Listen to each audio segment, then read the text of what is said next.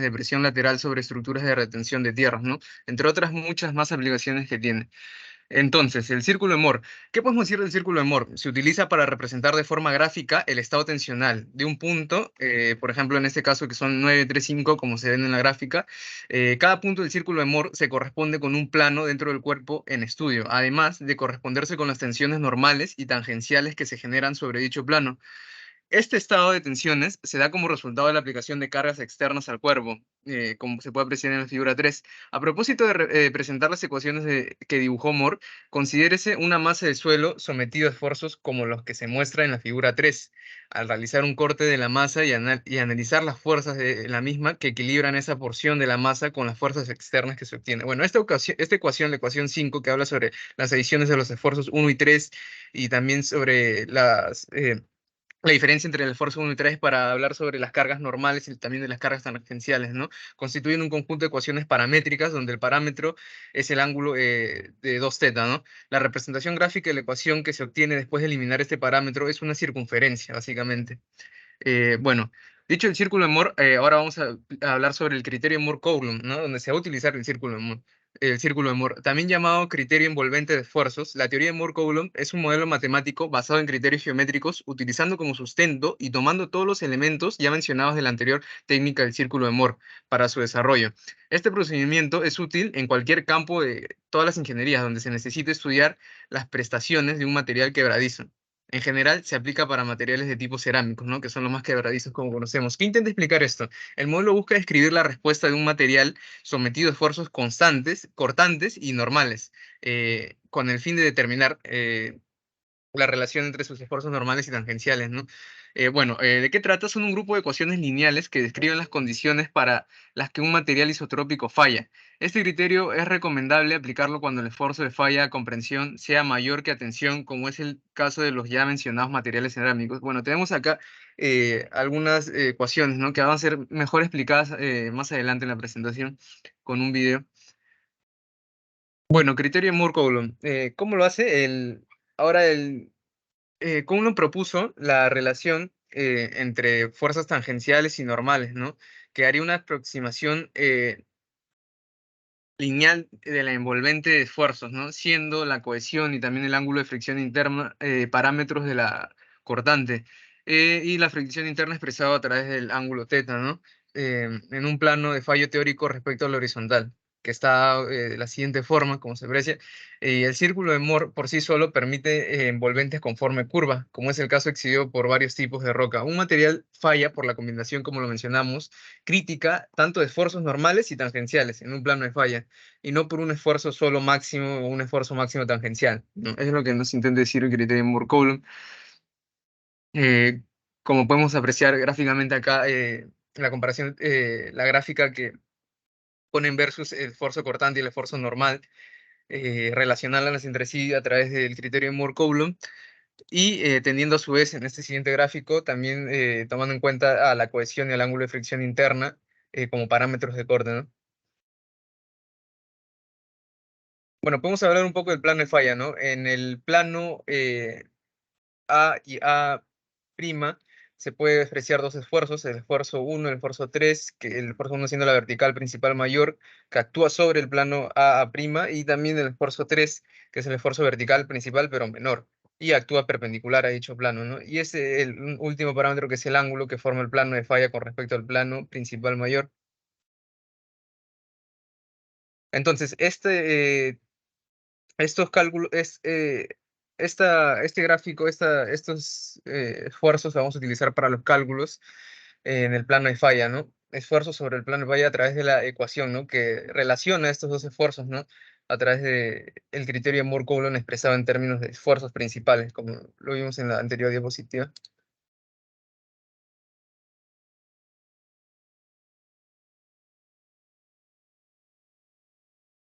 Bueno, un video corto para terminar de consolidar mejor lo que hemos mencionado sobre.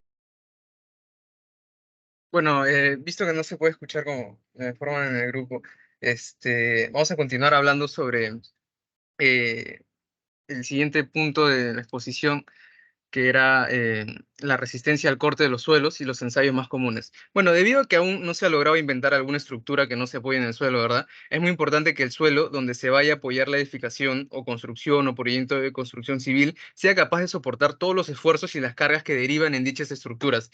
Entonces, la resistencia de dicho suelo es un aspecto importante a tener en cuenta antes de apoyarnos en el mismo, ¿verdad?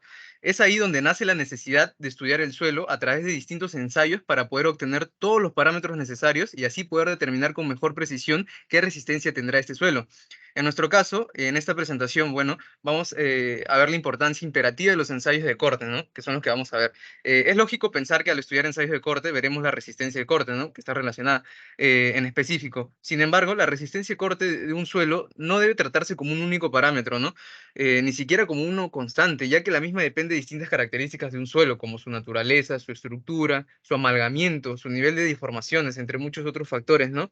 Entonces, no se puede asegurar ni determinar la resistencia de un solo con este tipo de ensayos, ¿no? Únicamente, ¿no? Es decir, con un ensayo de corte no puedo determinar todos los parámetros necesarios para la resistencia, para determinar la resistencia de este suelo, ¿no? Son necesarios más ensayos como lo de compresión, la de tracción, la compresión triaxial que mencionó mi compañero en la anterior presentación, ¿no? Entre otros.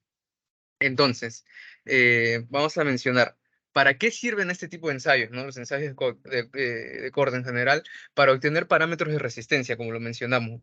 La respuesta más rápida, como mencionamos, es para obtener parámetros y determinar la resistencia de un suelo, pero ahora andaremos un poco más. Por ejemplo, ¿qué características mecánicas del suelo, parámetros se pueden obtener de estos ensayos? Pues el ángulo de fricción interna y la cohesión. Recordemos que estos ensayos se realizan exclusivamente en un laboratorio sobre muestras inalteradas. Sin embargo, a lo largo de la exposición veremos que también existen algunos casos donde no basta con ensayos en laboratorio, sino que también serán necesarios ensayos in situ en el lugar de la extracción. Es decir, donde se puedan extraer algunos parámetros que tal vez en una situación aislada de laboratorio se vean sesgadas o alejadas de la realidad, aunque también suelen ser utilizados para la verificación de los ensayos en laboratorio, hablando de los ensayos in situ, ¿no? Eh, bueno, ahora vamos a ver cómo se obtiene una muestra que será sometida luego a un ensayo corte. Como ya se ha visto, al menos en Lima, donde vivimos, la presencia de diferentes suelos que conforman la zona de trabajo donde vamos a extraer las muestras corresponden a una granulometría fina y estas están dotadas de cohesión, permitiendo la operación de toma de muestras inalteradas sin disturbar el suelo. Muestras que al ser extraídas no se verán sesgadas por algún tipo de perturbación que podría suceder en otros suelos con poca cohesión. Es decir, extraeremos mejores muestras, básicamente. Sin embargo, en muchos casos, a pesar de las precauciones tomadas, no se puede tener certeza de la representatividad de la muestra, más aún cuando esta muestra se transporta de la obra al laboratorio, aumentando más la perturbación y arriesgándonos a tener una muestra de la cual se extraigan parámetros equívocos o poco precisos. Aún incluso haciendo los ensayos con las mejores máquinas, siguiendo todos los procesos, teniendo la mejor tecnología, cumpliendo con todas las normas, los pasos, eh, no se tendría esa precisión en las respuestas, ¿no? Puesto que se vieron perjudicados en la extracción y en la logística, en todo el transporte, ¿no?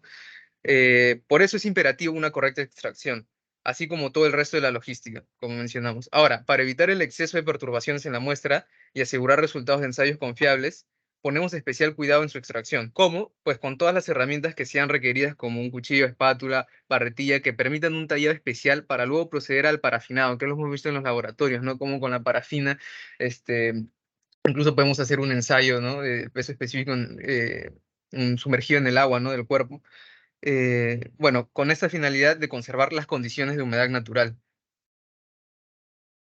Ahora, ¿qué ensayos se realizarán para obtener los parámetros de resistencia? Para la obtención de todos los parámetros de resistencia se programó una serie de ensayos realizados con diferentes muestras remitidas al laboratorio. Estos ensayos se realizaron de acuerdo a las normas de la American Society for Testing and Materials. Ensayo de corte directo ASTM D 3080. Básicamente, bueno, como mencionamos, hubieron ensayos de laboratorio y ensayos in situ. Para determinar los parámetros drenados de la resistencia cortante del suelo, se realizaron ensayos de campo y de laboratorio con el propósito de verificar los valores de ensayos en el laboratorio. Se diseñó y se construyó un equipo de campo para realizar ensayos de corte directo y también in situ. Empezamos con los de laboratorio. Bueno, ensayos de laboratorio. Tenemos primero el ensayo de corte directo, que ya seguro lo han escuchado. Este es un tipo de ensayo en el que se puede realizar tanto in situ y también en laboratorio. Se utiliza muy comúnmente para determinar la resistencia al corte de diaclasas o planos de debilidad en macizos rocosos, básicamente. ¿Cuál es su procedimiento? Bueno, se hace tallando un bloque de roca con las dimensiones requeridas, situando el plano de ensayo en la base del bloque. Luego se rodea el bloque con un marco metálico y se rellena el agujero entre el bloque y el marco con un mortero común para luego aplicar una carga normal.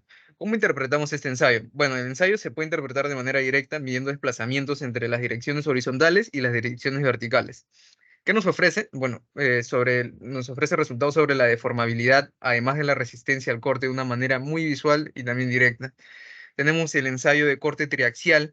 Este ensayo se utiliza sobre todo en suelos de arena, arcilla y roca, así como en otros materiales granulares, y sirve como método de medición de las propiedades mecánicas, parámetros de resistencia. ¿Cuál es su procedimiento? Su procedimiento, bueno, la muestra va colocada entre dos platos paralelos que aplican un esfuerzo de compresión vertical y al mismo tiempo inyectan presión del fluido a la muestra aplicando un esfuerzo en dirección perpendicular. Y finalmente se aplican cargas ininterrumpidas hasta la falla de la muestra. Mientras se va monitoreando las deflexiones de la misma. Esta prueba es capaz de aportar datos sobre el terreno, como los ángulos de resistencia al corte, los de dilatación y la cohesión aparente. Y por último tenemos el ensayo de compresión simple. Este ensayo también es conocido como ensayo de compresión no confinada, es uno de los más comunes de la mecánica de suelos, es una versión simplificada de una prueba o ensayo triaxial, donde se aplica una fuerza de compresión entre dos platos a un cilindro de muestra de al menos 20 por 20 centímetros hasta que falle, tomando lecturas de carga y deformación cada 15 segundos, básicamente. Y bueno, aunque el nombre del ensayo dice compresión, este ensayo permite obtener un valor de carga última del suelo, la cual está muy relacionada con la resistencia al corte del mismo suelo. Bueno, sin embargo, entrega un valor para proyecto, ¿no? Pues es demasiado poco preciso. Eh, Ahora vamos mencionados los ensayos de laboratorio, vamos con los ensayos in situ, ¿no? Que se realizan en el mismo lugar de la extracción de la muestra. ¿Y cómo surge la necesidad de ensayos in situ? Bueno, teniendo a los del laboratorio, pues lo mencionamos hace un rato, ¿no? Por la gran cantidad de factores que influyen en la muestra y pueden sesgar desde la obtención, el transporte, etcétera. Pueden producir perturbaciones que no logren reproducir los mismos resultados del campo.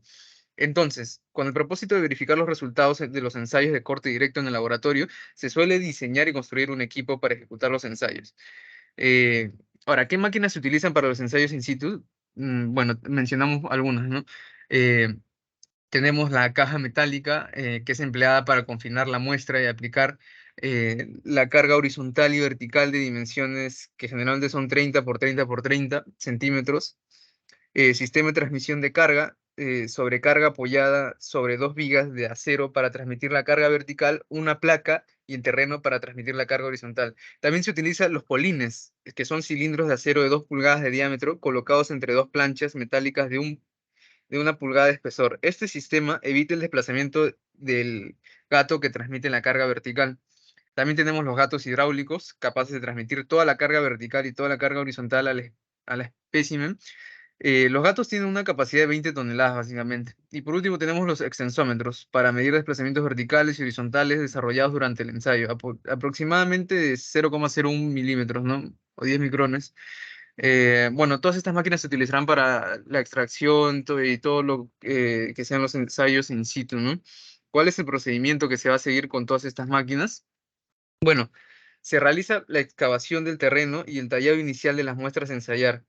El tallado inicial se realiza empleando pala, pico y barreno, consiguiendo posteriormente las dimensiones de ensayo con espátulas, barretillas y cuchillos. Se monta luego la caja metálica de confinamiento y el resto del equipo sobre el espécimen de ensayo. Teniendo la muestra y el equipo listos, se procede a la aplicación de las cargas vertical y horizontal mediante los gatos hidráulicos. Se aplica la carga vertical en incrementos hasta alcanzar el esfuerzo vertical requerido, anotándose la deformación vertical alcanzada, ¿no? Y luego se aplica la carga horizontal en incrementos, registrando las deformaciones producidas hasta notar un decremento de la carga horizontal que indique falla. Finalmente, obtenido todas las características mecánicas del suelo como los parámetros que nos ayudarán a calcular la resistencia, se hace la comparativa con los resultados que habíamos obtenido en el laboratorio, ¿no?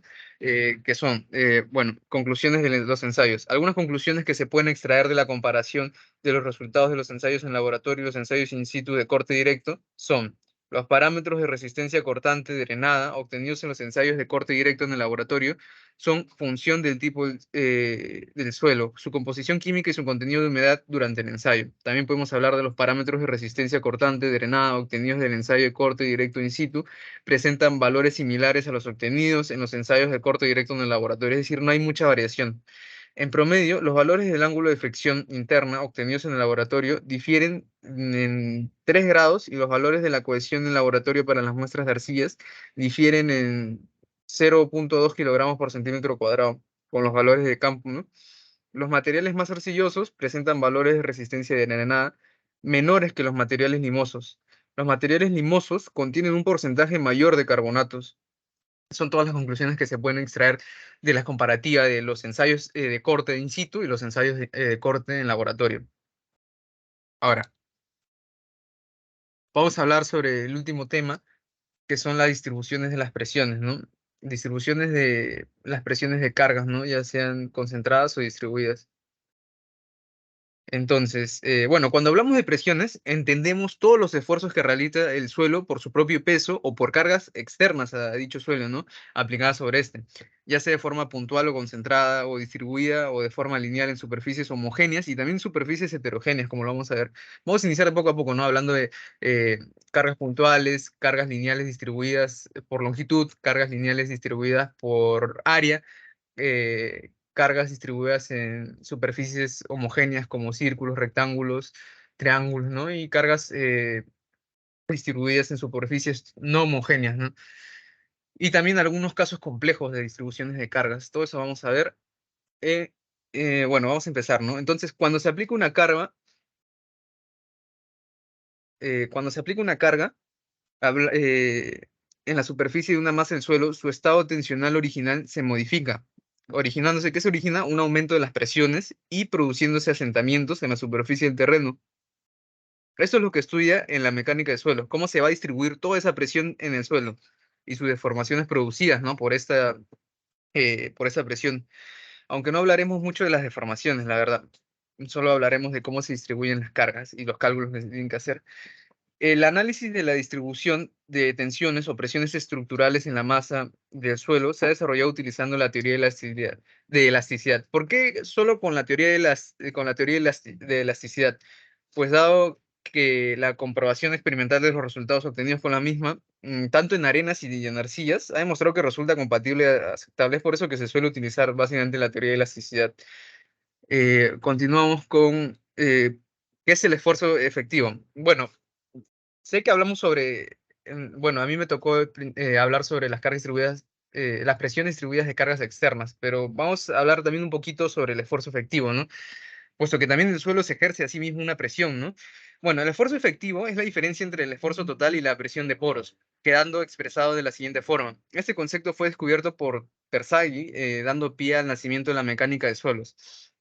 Terzaghi comprendió que el suelo es un compuesto de 3 fases, ¿no? Básicamente sólida, líquida y gaseosa, en el que las partículas sólidas en contacto forman un sistema intersticial entre los vacíos o poros que pueden estar parcial o totalmente llenos de agua, de manera que en la naturaleza podamos encontrar suelos saturados con agua y nada de aire en los vacíos, suelos secos sin nada de agua en los vacíos, y suelos parcialmente saturados con agua y aire en los vacíos. Esto anterior, para saber diferenciar la respuesta de un suelo ante la aplicación de cualquier carga o la transmisión de los esfuerzos de esa carga al interior del conjunto sólido, agua y aire. Es una acumulación del comportamiento de los 3 componentes, básicamente, haciendo que los fenómenos de transmisión de esfuerzos sean complejos debido a la naturaleza incompresible del agua. La presencia de esta en el suelo juega un papel importante en el comportamiento del mismo, puesto que si por efecto de presiones exteriores el agua adquiere presiones elevadas, este tendería a fluir hacia zonas de menor presión, dando lugar a la comprensibilidad de la masa sólida del suelo y, en consecuencia de esto, el asentamiento del mismo, tomando en cuenta que el tiempo tendrá una gran influencia en esos efectos. Bueno, entonces definimos el esfuerzo total, se representa la relación entre la carga total actuante sobre el área transversal cubierta por dicha carga, el esfuerzo efectivo, es el que estábamos hablando, que es representada por la parte del esfuerzo total que es tomada por la fase sólida del suelo, transmitiéndose entre los granos de la misma, la presión del poro, que representa la presión a la que se está sometida el agua en los vacíos del suelo. También es conocida como la presión neutral por la incapacidad del agua para tomar esfuerzos cortantes. Todo esto es para presiones generadas por el mismo suelo, su peso, sus componentes, su estructura. Sin embargo, nosotros no veremos las distribuciones de presiones para cargas externas. Eso es lo que vamos a ver, mejor dicho. Veremos la distribución de presiones para cargas externas y la respuesta del suelo ante estas. Aún así, es importante mencionar esa parte, ¿no? Como lo mencionamos, para tener en cuenta que no solo se ejerce presiones por cargas externas, sino también por la misma del suelo. Bueno, ¿cómo incrementa el esfuerzo bajo una carga, no? Vamos a iniciar con una carga externa, pero de la forma más sencilla, que es bajo una carga puntual concentrada. Eh, Bueno, según Boussinesq, para el desarrollo del modelo matemático, Boussinesq planteó como hipótesis que el suelo es un material homogéneo, isótropo, elástico lineal, semi-infinito y continuo, y estableció la validez de los principios de objetividad e indiferencia y el principio de superposición.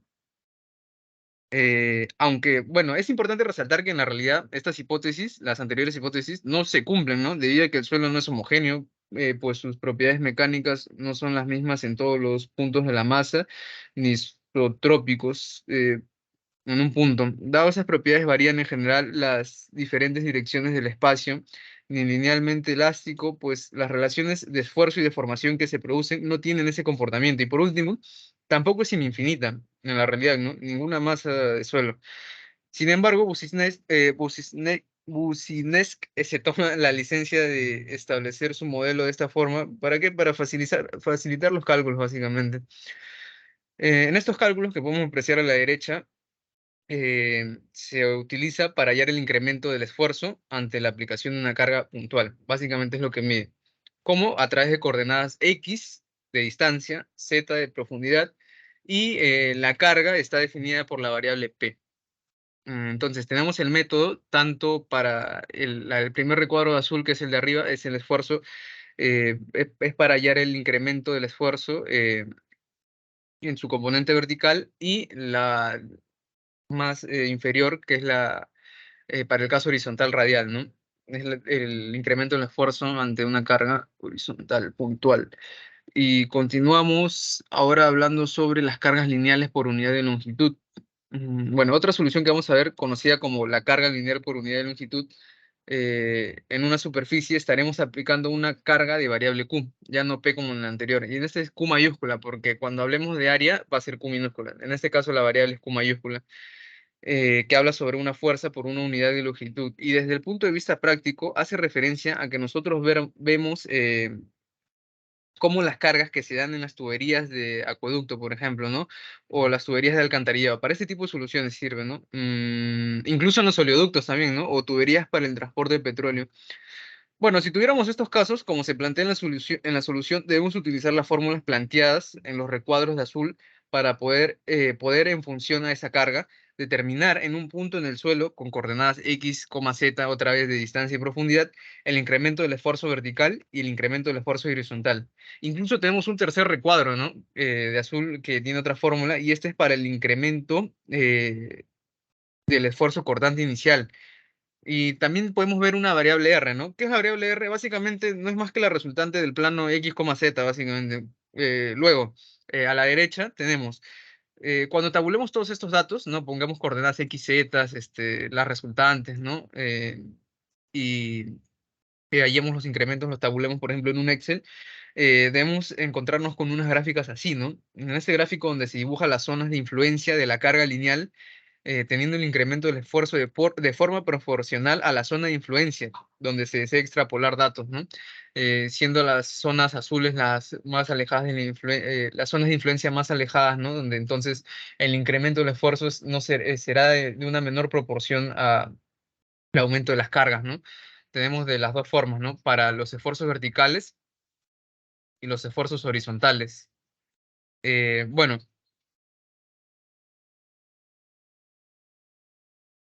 Ahora hablamos sobre la distribución de presiones para una carga lineal distribuida por longitud y ahora vamos a hablar la del área. Eh, Ahora vemos una Q en minúscula. Recuerden que mencionamos que la anterior era una Q en mayúscula, ahora es Q en minúscula y hace referencia a una carga, a una presión por una unidad de área. Esa es su variable básicamente, y donde se puede ver que para las coordenadas x, z, la distancia y profundidad se pueden obtener también además ángulos alfas y betas, y hallar así los incrementos de los esfuerzos, tanto horizontal y verticales. Y bueno, básicamente, esta es la fórmula general, ¿no? Pero tenemos casos específicos, ¿no? Sobre una superficie homogénea que puede ser rectangulares, ¿no? Según Fadun, realizó la integración de esta solución de Boussinesq para el caso de la carga puntual, extendiéndola para el caso de una superficie rectangular, estableciendo que para un punto cualquiera, debajo de la esquina de una cimentación rectangular y de ancho B y de largo B, L, perdón, cargada con un valor de esfuerzo de contacto Q, como lo mencionamos, Q minúscula, uniformemente distribuido en una profundidad Z, todas las variables que hemos mencionado, que están en la fórmula de la izquierda. em, el valor de influencia que depende de la relación entre el ancho del rectángulo y la profundidad z, se puede obtener, ¿no? Los incrementos de los esfuerzos, básicamente, para esta superficie homogénea de forma rectangular. Y lo mismo para las superficies circulares, ¿no? Que siguen siendo superficies homogéneas, ¿no?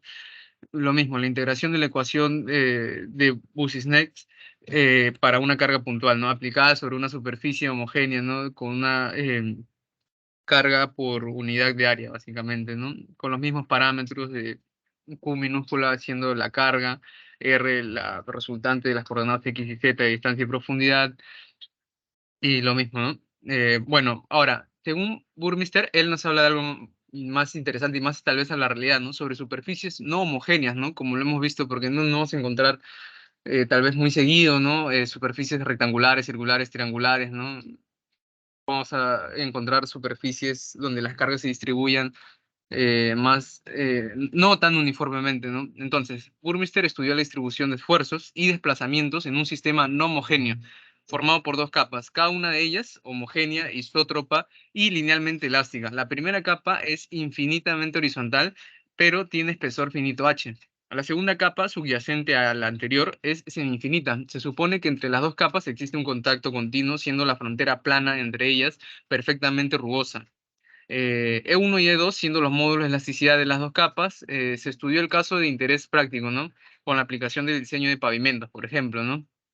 Entonces, bajo el centro de esta área, un área no homogénea, y además se determinó que el desplazamiento vertical elástico del sistema depende de un factor adimensional, que a su vez depende de la relación entre los módulos de elasticidad, ¿no?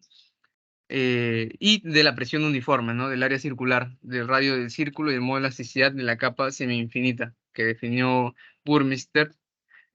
Bueno, recientemente se están haciendo aún más estudios sobre medios semi-infinitos no lineales y no homogéneos, es decir, con materiales que al ser sometidos a compresión simple muestran una relación esfuerzo de formación del tipo indicado en la figura, ¿no? Bueno, las conclusiones dan como resultado que los esfuerzos verticales bajo la carga concentrada son menores que los determinados por Boussinesq. Y debe ser porque es más real, ¿no? Más pegado a la realidad. Recordemos que Boussinesq aplicó teniendo en cuenta algunos, planteó unas hipótesis muy ideales, ¿no? Un material muy homogéneo, muy isotropo. Entonces es por eso que las de Burmeister suelen ser menores, ¿no?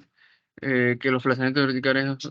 Y ahora, finalmente, vamos a hablar sobre casos complejos de cargas externas.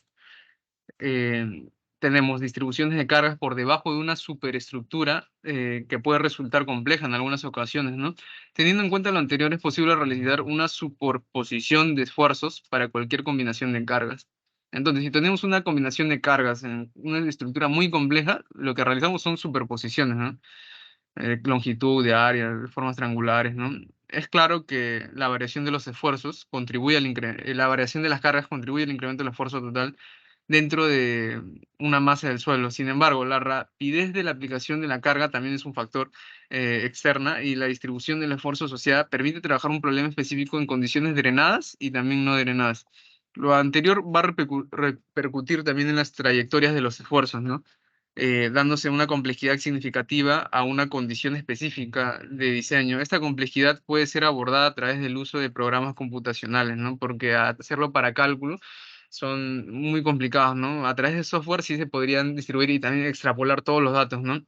Mencionando, tal vez el software puede reconocer una superficie no homogénea y derivarla a superficies más básicas, ¿no? Como rectángulos, círculos, donde la combinación de todos estos esfuerzos contribuye a un esfuerzo final, ¿no? Total, ¿no? Y se puede proyectar mejor todos los puntos de esta superficie. Eh, bueno, una pequeña bibliografía donde se obtuvo todo el material para la presentación y su agradecimiento. Ahora, mi compañera, como a mí no se me puede proyectar el video que quería enseñar, quería darle, le pasó el video sobre el círculo de Moore y el módulo de el Moore Coulomb a una compañera para que pueda mostrar el video de un ejemplo de esa aplicación. Ejemplo de aplicación del criterio de falla Moore-Coulomb. Este ejemplo dicta de la siguiente manera: una muestra cilíndrica de suelo se sometió a un esfuerzo axial efectivo principal sigma 1' y a un esfuerzo principal efectivo radial sigma' 3. Este suelo ya no pudo soportar el esfuerzo adicional cuando sigma 1 es igual a 300 kilopascales y sigma 3 es igual a 100 kilopascales. Vamos a determinar estos 4 puntos: el ángulo de fricción interna, la inclinación del plano de falla con respecto a la horizontal, los esfuerzos en el plano de falla, el esfuerzo cortante máximo, y vamos a responder si ese esfuerzo cortante máximo es el esfuerzo cortante de falla. Partiremos mostrando la probeta, que se nos dice que es una probeta cilíndrica, y esta probeta tiene un esfuerzo principal mayor de 300 kilopascales y tiene un esfuerzo principal menor de 100 kilopascales. ¿Por qué decimos que son esfuerzos principales? Hay que recordar que los esfuerzos principales son cuando el esfuerzo cortante es cero y de manera externa no se le está aplicando a esta muestra esfuerzo cortante, solo esfuerzo normal. Entonces, si nos vamos a un plano, esfuerzo cortante contra esfuerzo normal, estos esfuerzos tienen que estar en una ordenada donde el esfuerzo cortante sea cero, es decir, aquí en este eje. Comenzaremos por dibujar el esfuerzo principal mayor, que serían estos 300 kilopascales, luego el esfuerzo principal menor, que serían estos 100 kilopascales, y el correspondiente círculo de Moore. Ahora, dado que se nos dice que esta probeta está en la falla, es decir, ya no pudo soportar más esfuerzo adicional, llegó a la falla, entonces este círculo de Moore necesariamente tiene que estar tocando al desenvolvente de falla, en ese punto precisamente. Y para tratar de determinar la primera respuesta, es decir, el ángulo de fricción interna, vamos a unir este punto con el centro del círculo. Comenzaremos por definir el esfuerzo normal promedio, que es la suma del esfuerzo principal menor más el esfuerzo principal mayor dividido entre 2, y eso nos dará la coordenada del centro del círculo, es decir, estos 200 kilopascales. Posteriormente vamos a tratar de determinar el esfuerzo cortante máximo, es decir, el radio de este círculo. El radio de este círculo es claro que es la mitad de esta diferencia, 300 menos 100 entre 2. En este caso, el esfuerzo cortante máximo son 100 kilopascales. Como nosotros estamos buscando el valor de este ángulo de fricción interna, utilizaremos estos dos datos para llegar a él. La manera más rápida es encontrar el seno de este ángulo φ. El seno, definido como cateto opuesto sobre hipotenusa, en este caso este sería el ángulo recto, este sería la hipotenusa y este el cateto opuesto. El cateto opuesto, como podemos ver, es el radio del círculo, estos 100. Y la hipotenusa es esta distancia que vemos aquí, que serían estos 200. Por eso es que esta relación es el seno del ángulo φ.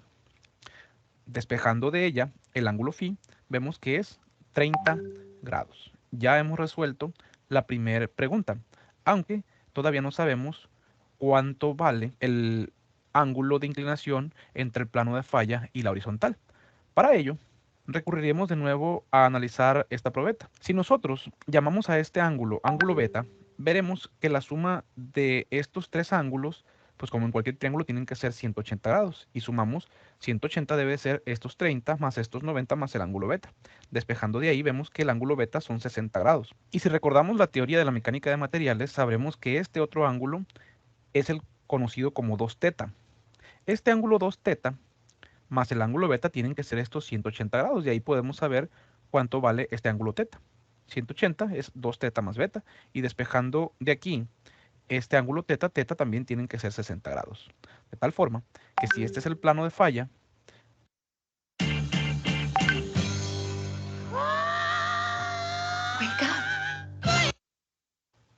el ángulo que tiene con la horizontal, θ, son estos 60 grados. Esta probeta que le aplicamos esfuerzo en estos sentidos, esfuerzos principales, fallará por un plano inclinado a 60 grados con la horizontal.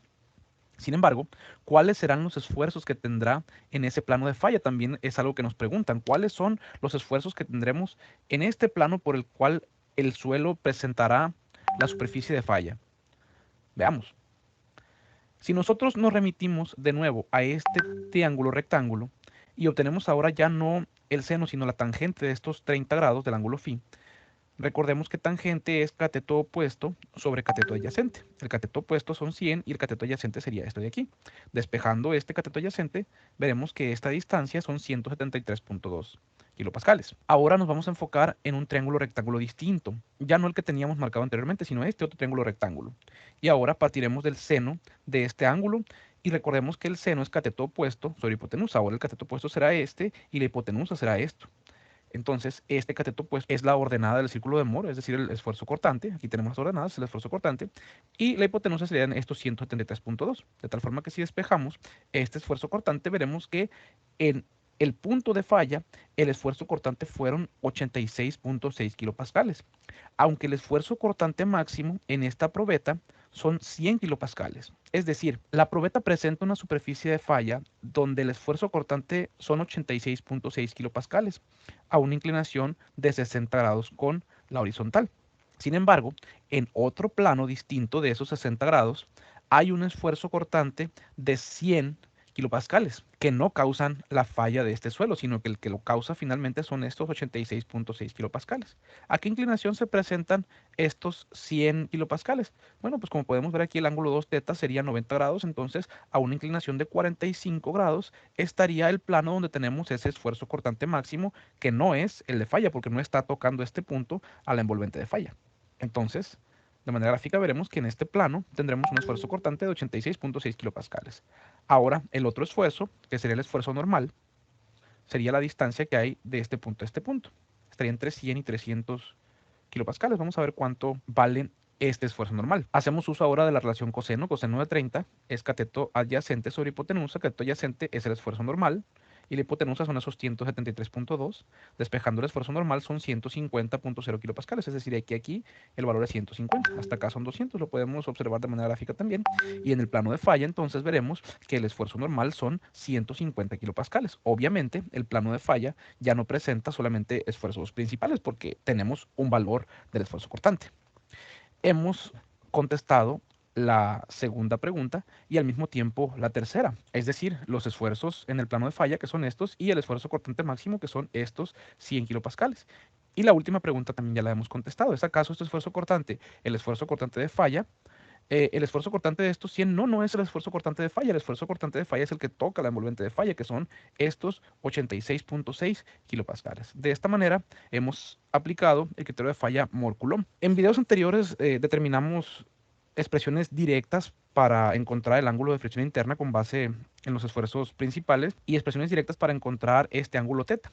Las podíamos haber aplicado de manera directa, pero en este ejemplo consideramos pertinente hacer el análisis completo.